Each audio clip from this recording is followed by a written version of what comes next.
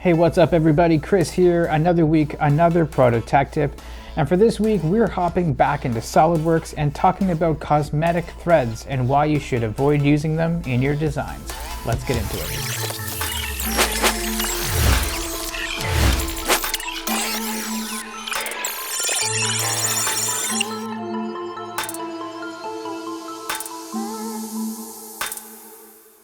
So as an innovator, you need to keep your projects moving. Latencies at any stage of your innovation cycle can cause you to lose momentum and hit unnecessary roadblocks.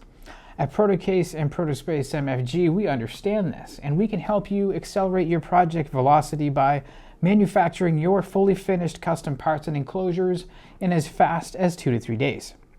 So speaking of delays, let's get into today's topic, cosmetic threads. What is a cosmetic thread? Well, cosmetic threads in SolidWorks are those visual thread indicators that look good on the screen but can actually cause serious problems when it comes to manufacturing your parts. It's important to note that cosmetic threads are visual only. They don't alter the model geometry. When these are active and you export your DXF or flat patterns, SolidWorks can include that thread outline in the export. This could mean that your laser cut holes can become larger than intended, which does prevent our tools from forming proper threads during the tapping process. Now, cosmetic threads can also come with other issues. They can bog down large assemblies. Automation macros sometimes misread them, leading to conversion errors. And they can clutter your drawings or can make verifying hole sizes confusing. So the question is, how do you turn off cosmetic threads in SolidWorks? Well, let's show you the screen. To prevent these issues, you are going to simply turn cosmetic threads off. First, go to Tools, then Options, then Document Properties, then Detailing. Scroll to Display Filter and uncheck Cosmetic Threads. Now at Protocase and Protospace MFG, we don't rely on cosmetic threads. We cut and tap threads directly based on your modeled hole diameters. That's why it's critical that your holes and cutouts are modeled to the tap drill diameter for the thread you're specifying, not the nominal size of the screw. For example, if you want an M6x1 tapped hole, the hole should be modeled as 5 millimeters. That's the correct tap drill size for that thread. We'll laser cut to that diameter, then ream and tap the hole to form the threads precisely. Now, if your model uses a smaller or larger hole, it can result in poor thread engagement, oversized taps, or broken tooling, unless that's intentional for a very specific application.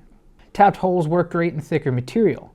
There's enough depth for the threads to form properly. But when you get into thinner sheet metal, medium or larger thread sizes don't always have enough material for full thread engagement. Now, in these cases, we recommend one of 3 options. Use smaller thread sizes that allow for full engagement. Add a welded or press fit nut if you need strength or repeated assembly. Or consider PEM branded self-clinching fasteners for secure threading in thinner sheets.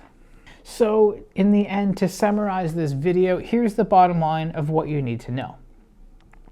Avoid cosmetic threads. They're visual only and can distort your drawings. Model your cutouts and holes at the tap drill diameter for accurate cutting and tapping. And use threaded holes wisely. They are great for thicker material, but rethink them for thinner sheets or consider self-clinching fasteners. So that's all for today's tech tip. Please remember, clean designs will result in accurate parts that will work perfectly for your specific applications.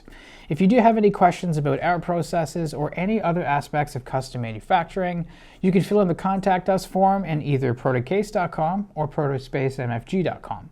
We'll leave links to those pages in the description below. And as always, if you did find this video useful, please like, share, and subscribe to our channel for more episodes dropping every Tuesday. Until next time, take care.